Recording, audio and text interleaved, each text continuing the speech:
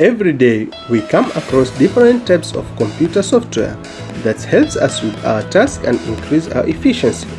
But do you know what type of software that exists today? Let's have a look. First of all, we will define what is a software.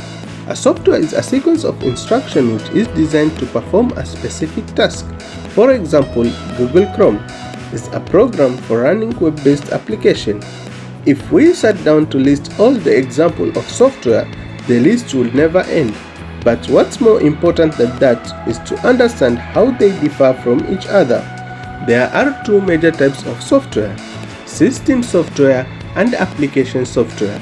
System software is a software used to manage the behavior of the computer hardware in order to offer basic functionalities which are needed by the user. In simpler words, system software acts as an intermediator or middle layer between the user as well as the hardware. Example of system software is operating system. Operating system is a type of system software that manages the computer's memory, processes as well as all the software and hardware. It allows a user to communicate with the computer without knowing how to speak the computer's language. Example of operating system is Microsoft Windows. Other examples of system software include drivers, firmware, and utility. We will discuss each example more deeply on upcoming videos, so don't forget to subscribe.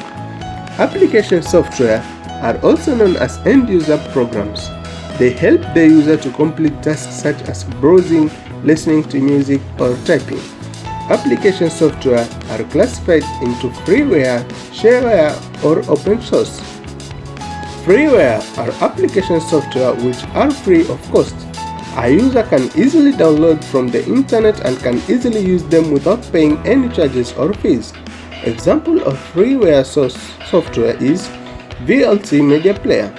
Shareware are application software distributed freely on a fixed time limit. And finally, the user is asked to pay a fixed fee for the continuity of the service.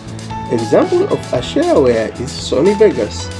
Open source software are application software usually available to users as long as with source code, which means that the user can easily modify and add additional features to them.